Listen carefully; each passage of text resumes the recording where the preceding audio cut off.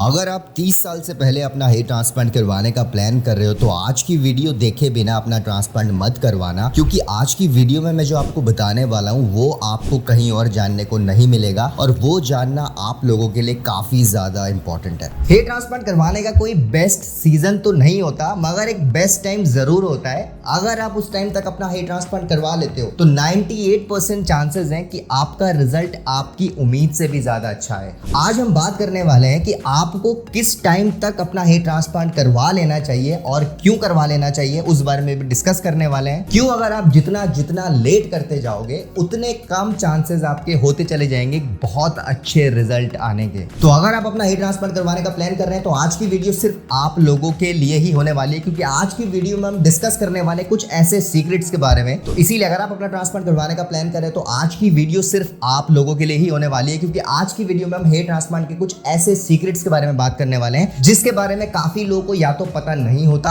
या काफी लोगों को बताया ही नहीं जाता। तो आज की वीडियो काफी ज्यादा इंपॉर्टेंट होने वाली है। वीडियो को आप स्टार्टिंग से लेकर एंड तक जरूर देखिएगा। दोस्तों वीडियो की तरफ बढ़ते हैं, लेकिन सबसे पहले अगर आप अपना हेयर ट्रांसप्लांट करवाने का प्लान करो और आप कंफ्यूज हो आपको कितने ग्राफ्ट लगेंगे, आपके ट्रांसप्लांट में खर्चा कितना आएगा, आपको ट्रांसप्लांट करवाना चाहिए भी कि नहीं, और आप भी हेयर ट्रांसप्लांट से रिलेटेड इन्फॉर्मेशन सर्च कर रहे हो तो आप हमारी वेबसाइट besthairhelp.com पर विजिट कर सकते हो। वहां पे आपको ट्रांसप्लांट से रिलेटेड सारी की सारी इन्फॉर्मेशन मिल जाएगी और आप भी अपना ट्रांसप्लांट 100% सक्सेसफुली करवा पाओगे, जैसे कि लाखों लोग करवा चुके हैं। नीचे मैंने डिस्क्रिप्शन में लिंक दिया हुआ है वेबसाइट का, आप वहां पे जाके हमसे कॉन्टैक्ट कर सकते हो। आज बेसिकली मैं आपको 4 ऐसे रीजंस के बारे में बताऊंगा कि क्यों अगर आपका ग्रेड ऑफ बॉल्डनेस 3rd या 3rd से कम है तो आपको जल्द से जल्द अपना हेयर ट्रांसप्लांट करवा लेना चाहिए। क्यों अगर आप अभी अपना ट्रांसप्लांट करवा लेते हो तो आपके बहुत ज्यादा अच्छे रिजल्ट आने के चांसेस बहुत ज्यादा होते हैं एज कंपेयर टू तब अगर आप थोड़ा वेट करके अपना ट्रांसप्लांट करवाओ। तो इससे पहले हम रीजंस के बारे में बात करें, पहले मैं बेसिकली आपको बता देता हूं कि 3rd grade of baldness actually होता क्या है। राइट, हो सकता है काफी लोग जो ये वीडियो देख रहे होंगे काफी लोग को पता भी होगा कि 3rd ग्रेड ऑफ बॉल्डनेस होता क्या है, मगर जिनको नहीं पता मैं उनको बता देता हूं। बॉल्डनेस के भी कुछ ग्रेड्स होते हैं। राइट, जब भी हमारा हेयर लॉस होना स्टार्ट होता है तो जनरली हमारा पहले फ्रंटल हेयर लाइन रिसीड होती है, फिर धीरे धीरे करके हेयर लाइन के साथ साथ हमारा मिड स्कैल्प रिसीड होता है एंड एट द एंड हमारा क्राउन एरिया रिसीड होना स्टार्ट करता है। तो इस चीज को डिफाइन करने के लिए एक सर्टेन ग्रेड्स बना दिए गए हैं। अगर आपका सिर्फ फ्रंट से हेयर लॉस होना स्टार्ट हुआ है तो आप mostly 1st grade of baldness से सफर कर रहे हो। राइट, अगर आपका हेयर लाइन बहुत ज्यादा रिसीड हो चुकी है, आपका अगर आपको देखने में आप सामने से बॉल्ड दिख रहे हो, आपकी हेयर लाइन काफी ज्यादा रिसीड दिख रही है, तो हो सकता है आप 2nd ग्रेड ऑफ बॉल्डनेस में हो। एंड अगर आपका फ्रंटल हेयर लाइन पूरी की पूरी रिसीड हो गई और आपके मिड स्कैल्प में भी थोड़ी बहुत थिनिंग आ गई है तो आप 3rd ग्रेड के बॉल्डनेस पे पहुंच चुके हो। राइट, अब इसको अच्छे से समझने के लिए मैं आपको हमारे कुछ सब्सक्राइबर्स की फोटोज दिखा देता हूं जो 3rd ग्रेड से सफर कर रहे थे, और आपको इन फोटोज को देख के थोड़ा आइडिया लग जाएगा कि 3rd ग्रेड ऑफ बॉल्डनेस होता क्या है। अगर आप इन फोटोज में एक चीज कॉमन देखोगे वो ये है कि सबकी फ्रंटल हेयर लाइन रिसीड हुई है, सबके मिड स्कैल्प में भी थिनिंग आ गई है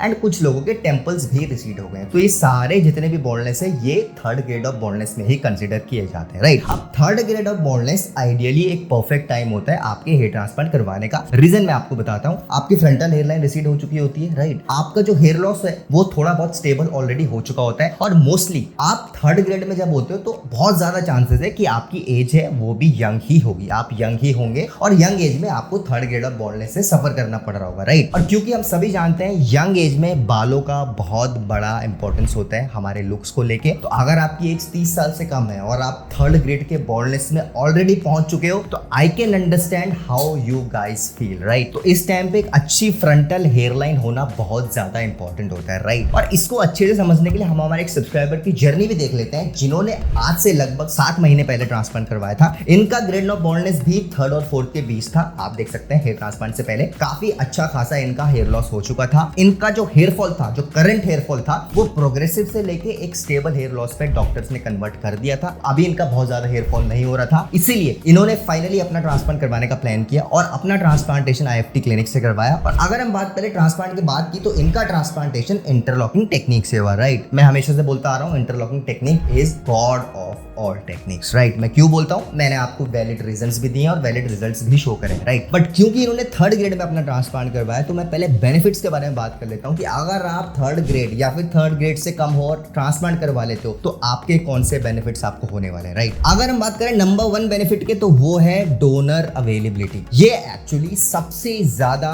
इंपॉर्टेंट बेनिफिट होता है अगर आप यंग एज में और आप कम ग्रेड में अपना ट्रांसप्लांट करवाते हो, आपके पास एक डोनर अवेलेबिलिटी होती है जो कि काफी ज्यादा अच्छी होती है। अच्छे से मेरा क्या मतलब है, अगर आपका थर्ड ग्रेड का बोनलेस है तो आपको कितने ग्राफ्ट की रिक्वायरमेंट होगी, 2500 टू 2800 ग्राफ्ट्स की आपको रिक्वायरमेंट होगी अच्छी डेंसिटी और अच्छी हेयरलाइन के लिए, राइट। अब 2800 ग्राफ्ट उस डोनर एरिया से निकालना जिस डोनर एरिया में पहले एक्सट्रैक्शन कभी नहीं हुआ, और डोनर की जो क्वालिटी होती है वो काफी ज्यादा अच्छी होती है। सो आपके जो चांसेस हैं अच्छी डेंसिटी आने के, अच्छे रिजल्ट आने के, वो बहुत ज्यादा होते हैं as compare to higher grade of बोनलेस, राइट। सबसे बड़ा बेनिफिट जो होता है कम ग्रेड में ट्रांसप्लांट करवाने का, आपका डोनर अवेलेबिलिटी बहुत ज्यादा होती है, राइट। अगर वही ट्रांसप्लांट आप 6 ग्रेड में करवाओ, आप तो ऑलरेडी आगे से पीछे तक पूरा झड़ चुका है, और तब आप ट्रांसप्लांट करवाओ तो डोनर अवेलेबिलिटी आपकी रहेगी, ऑब्वियस सी बात है, बट जितनी रिक्वायरमेंट है रिक्वायरमेंट को फुलफिल नहीं कर पाएगा। आपका 6 ग्रेड का बोनलेस है, आपको 5000 ग्राफ्ट की रिक्वायरमेंट है, आपके डोनर से 5000 ग्राफ्ट नहीं निकल पाएंगे, राइट। और अगर निकाल भी दिए कुछ अनएक्सपीरियंस क्लिनिक आपका सिर्फ भरने के लिए अनसेफ जोन से ग्राफ्ट एक्सट्रैक्शन कर देंगे, 1 से 1.5 साल बाद आपके बाल वापस से झड़ जाएंगे, तो it doesn't make sense, right. But अगर आप थर्ड ग्रेड में अपना ट्रांसप्लांट करवा रहे हो जहां पे आपको रिक्वायरमेंट 2500 से 3000 ग्राफ्ट की है और आपका डोनर में कभी छेड़छाड़ नहीं हुई, तो आपके पास जो सबसे बड़ा बेनिफिट होता है और सबसे पहला बेनिफिट होता है वो होता है आपकी डोनर अवेलेबिलिटी। आपके पास एक अच्छा डोनर होता है, डोनर में हेयर बहुत ज्यादा अवेलेबल होते हैं और हेयर की क्वालिटी काफी ज्यादा अच्छी होती है। मैंने आपको रिसेंटली वीडियोस में बताया था हेयर की क्वालिटी भी एज के साथ साथ कम होती जाती है, राइट। जो डोनर आपका 35 साल से कम रहता है ना, जितना स्ट्रॉन्ग, वो भी एज के साथ साथ पतला होने लगता है, राइट। तो सबसे पहला और सबसे बड़ा बेनिफिट आपके पास डोनर अवेलेबिलिटी बहुत ज्यादा अच्छी होती है, राइट। अब जो सेकंड बेनिफिट होता है वो होता है आपके एग्जिस्टिंग हेयर की क्वालिटी भी काफी ज्यादा अच्छी होती है। अब आपका जब थर्ड ग्रेड का बोनलेस है, थर्ड ग्रेड का बोनलेस का मतलब आपके पास एग्जिस्टिंग हेयर भी बचे हुए हैं, आपका पूरा तो बोनलेस नहीं हुआ, आपके सिर्फ फ्रंटल हेयर लाइन रिसीड हुई है, मिड स्कैल्प में थिनिंग हुई है। अब जब आपके पास एग्जिस्टिंग हेयर ऑलरेडी अच्छे होते हैं ना, तो जब आप ट्रांसप्लांट करते हो, आपका ट्रांसप्लांट का रिजल्ट आता है, तो आपके एग्जिस्टिंग हेयर आपके रिजल्ट को और भी ज्यादा बूस्ट देते हैं और आपका लुक जो होता है वो काफी ज्यादा एनहेंस्ड हो जाता है, राइट। अगर मैं कंपैरिजन करूं एक पेशेंट को जिसका 6 ग्रेड का बोनलेस है, राइट, फ्रंट से लेके बैक तक जिसका ट्रांसप्लांटेशन हुआ है, उसके एक्स नंबर ऑफ ग्राफ्ट्स लगे, अब जब उसका रिजल्ट आएगा तो उसके रिजल्ट में आपको क्या दिखेगा, उसके ट्रांसप्लांटेड हेयर, राइट। ऑब्वियस सी बात है, उसके तो बाल झड़ चुके थे आगे से पीछे तक, उसके जो भी रिजल्ट आपको दिख रहा है वो सारे ट्रांसप्लांटेड हेयर हैं, राइट। तो उसके 6 ग्रेड ऑफ बोनलेस में 5000 ग्राफ्ट लगाए गए हैं। बट वहीं अगर मैं कंपैरिजन करूं उस पेशेंट को जिसका थर्ड ग्रेड का बोनलेस था, उसका सिर्फ 2500 ग्राफ्ट लगाए गए हैं, उसके पास एग्जिस्टिंग हेयर थे कम से कम 4 से 4500 ग्राफ्ट ऑलरेडी। अब जब उसका रिजल्ट आएगा ट्रांसप्लांट के 6 महीने बाद, तो उसके रिजल्ट में आपको सिर्फ ट्रांसप्लांटेड हेयर नहीं दिखेंगे, उसके रिजल्ट में आपको transplanted hair with existing hair दिखेंगे, जिस वजह से उसकी डेंसिटी जो होगी वो काफी ज्यादा होगी एज कंपेयर टू वो पेशेंट जिसका ऑलरेडी एग्जिस्टिंग हेयर झड़ चुके थे। तो नंबर 2 बेनिफिट जो होता है कम ग्रेड में ट्रांसप्लांट करवाने का, वो होता है आपका रिजल्ट जो कि एग्जिस्टिंग हेयर से बहुत ज्यादा बूस्ट हो जाता है, राइट। बट उसमें एक आपकी ड्यूटी होती है, आपका रिजल्ट बूस्ट तो लगेगा 1-1.5 साल, लेकिन उसके बाद आपको अपने एग्जिस्टिंग हेयर की टेक केयर भी करनी पड़ेगी, क्योंकि अगर आप अपने एग्जिस्टिंग हेयर को भूल जाओगे, ट्रांसप्लांटेड हेयर की डेंसिटी तो वैसी ही रहेगी बट आपकी एग्जिस्टिंग हेयर की डेंसिटी कम होने लगेगी, फिर आप बोलोगे मेरा ट्रांसप्लांट फेल हो गया। हमें काफी लोग कॉन्टैक्ट करते हैं जिन्होंने अपना ट्रांसप्लांट 1 साल पहले करवाया होता है, 1.5 साल पहले करवाया होता है, और बताते हैं सर मैंने इस क्लिनिक से ट्रांसप्लांट करवाया था, मेरा 1 साल तक तो बहुत अच्छा रिजल्ट आया, लेकिन अब मेरा रिजल्ट फेल होने लगा है, मेरे बाल झड़ने लगे। तो उस केसेस में क्लिनिक्स की भी गलती नहीं है ना, आप लोग अपने ही टेक केयर करते ही नहीं ट्रांसप्लांट के बाद, वहां पे आपका पार्ट आ जाता है, आपको भी अपनी टेक केयर करनी है ट्रांसप्लांट के बाद। क्लिनिक की सिर्फ ये गलती होती है काफी जगह कि वो आपको एग्जिस्टिंग हेयर के बारे में नहीं बताते, जो कि बताना चाहिए। सारे क्लिनिक्स को पेशेंट को बताना चाहिए कि आपको अपने एग्जिस्टिंग हेयर का भी ख्याल रखना है। जल्दीबाजी में क्लिनिक्स नहीं बताते, उसके बाद क्या होता है आप ट्रांसप्लांट करवा लेते हो, ट्रांसप्लांट आपका अच्छे से हो भी जाता है, बट आप शुरुआत के 6 से 8 महीने केयर नहीं कर पाते, जिस वजह से आपके पुराने बाल झड़ने लगते हैं। सो इसलिए ट्रांसप्लांट के बाद भी आपको केयर करनी है, वो आपका पार्ट है, राइट। अब तीसरे एडवांटेज की मैं बात करूं कम ग्रेड में ट्रांसप्लांट करवाने के, तो वो आपका डोनर से ही रिलेटेड है। अभी जब आप कम ग्रेड में ट्रांसप्लांट करवाते हो, सपोज आपने थर्ड ग्रेड में ट्रांसप्लांट करवाया, तो आपको 2 तरीके के ग्राफ्ट्स की जरूरत पड़ेगी। Number 1 single hair follicle, number 2 multi hair follicle, जो कि वो ग्राफ्ट जिसमें 2 बाल हो या 2 से 3 बाल हो, राइट। अब जब आप थर्ड ग्रेड में ट्रांसप्लांट करवाते हो तो एक अच्छा क्लिनिक क्या करता है, आपके सिर्फ सिंगल्स निकालता है एंड आपके वो वाले ग्राफ्ट निकालता है जिसमें 2 या 2 से ज्यादा बाल हो, बस। वो आपके बहुत ज्यादा मोटे ग्राफ्ट वहीं सेव रखता है फ्यूचर के लिए। अगर आपको 10 साल बाद जरूरत पड़े और पीछे वाला एरिया आपका कवर करना हो, तो आपके डोनर में मोटे मोटे बाल बचे हुए हो और उन बाल को निकाल के आपका पीछे वाला एरिया अच्छे से कवर किया जाए। तो ये बेनिफिट आपको कम ग्रेड के बोल्डनेस में रहता है, अगर आपका ग्रेड ऑफ बोल्डनेस कम है और आप एक अच्छे क्लिनिक से ट्रांसप्लांट कराते हो। सारे क्लिनिक में ऐसा नहीं होता, अच्छे क्लिनिक्स में ऐसा होता है कि आपके डोनर को वो प्रिजर्व रखते हैं। आपके सिर्फ सिंगल हेयर फॉलिकल निकालते हैं एंड आपके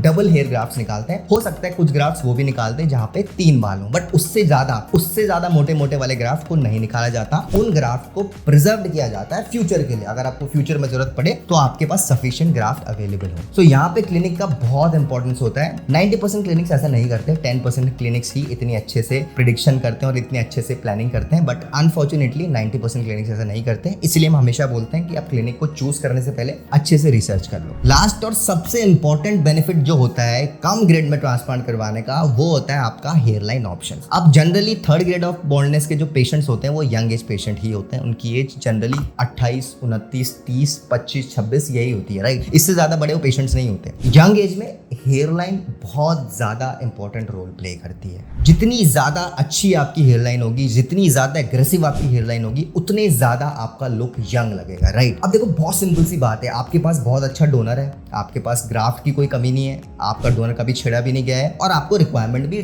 2 से 2,500 ग्राफ्ट की है। अब क्योंकि आपके पास डोनर ज्यादा है और ग्राफ्ट की रिक्वायरमेंट कम है, तो आपके पास हेयर लाइन के ऑप्शन बहुत ज्यादा होते हैं, राइट। आपको सपोज एग्रेसिव हेयर लाइन चाहिए और टेम्पल्स चाहिए, आपके बन सकते हैं, आपके पास डोनर है वैसा, राइट। और आपके एग्जिस्टिंग हेयर की क्वालिटी भी अच्छी है, आपका रिजल्ट भी अच्छा आएगा। बट अगर आप 6 ग्रेड में आप डॉक्टर को बोलोगे, 7 ग्रेड में आप डॉक्टर को बोलोगे कि सर मेरे को हेयर लाइन भी थोड़ी एग्रेसिव चाहिए और मेरे को टेम्पल्स भी बनाने हैं, कैसे बनाएंगे? इट्स नॉट पॉसिबल ना। अगर आपका 7 ग्रेड का बॉल्डनेस है, आपके पास already limited number of graft है, उस केस में तो आपको सिर्फ बॉल्डनेस ही कवर हो सकता है, आपके हेयर लाइन और टेम्पल्स तो it is near to impossible. Unfortunately कुछ क्लिनिक्स हाँ भी बोल देंगे, ठीक है हम बना देंगे, और वो बना भी देंगे, बट जब रिजल्ट आएगा तो आप बोलोगे सर इतना ज्यादा गैप है बालों में कि बंदे फुटबॉल खेल रहे हैं उस गैप में। सो एक बहुत बड़ा एडवांटेज होता है कम ग्रेड में ट्रांसप्लांट करवाने का कि आपके पास हेयर लाइन ऑप्शंस बहुत ज्यादा अवेलेबल होते हैं, राइट। आपके पास एक सफिशिएंट डोनर एरिया होता है, आपके एग्जिस्टिंग की क्वालिटी अच्छी होती है, आप यंग होते हो, सो इसीलिए उस केस में आपके पास हेयर लाइन ऑप्शंस बहुत ज्यादा अवेलेबल होते हैं, राइट। आप अपने फेशियल स्ट्रक्चर के हिसाब से हेयर लाइन बनवा सकते हो। आपको एग्रेसिव हेयर लाइन पसंद है, आप एग्रेसिव हेयर लाइन बनाओ। आपके फेस पे अगर एग्रेसिव हेयर लाइन सूट नहीं कर रही, आप थोड़ी पीछे करके हेयर लाइन बनाओ। इन शॉर्ट आपके पास सबसे बड़ा बेनिफिट होता है कि आप अपने मन पसंद हेयर लाइन और टेम्पल्स बनवा सकते हो। अगर मैं इन्हीं की बात करूं, आप देख सकते हैं ट्रांसप्लांट के सिर्फ 6 महीने बाद बहुत ही अच्छा इनका रिजल्ट आया, और रिजल्ट आने के 2 बहुत इंपॉर्टेंट पॉइंट्स थे। नंबर 1 इनका डोनर एरिया, नंबर 2 जिस क्लिनिक से इन्होंने ट्रांसप्लांट करवाया, राइट। इनका इंटरलॉकिंग टेक्निक से ट्रांसप्लांट हुआ और आप देख सकते हैं सिर्फ 6 महीने में ही बहुत अच्छा इनका रिजल्ट आया है, राइट। सो ये जितने भी एडवांटेजेस मैंने आपको बताए कम ग्रेड में ट्रांसप्लांट करवाने का, ये तभी वैलिड होंगे अगर आप एक अच्छे क्लिनिक से ट्रांसप्लांट करवाओ। अगर आपने ऐसे वैसे किसी भी क्लिनिक से ट्रांसप्लांट करवा लिया जहाँ पे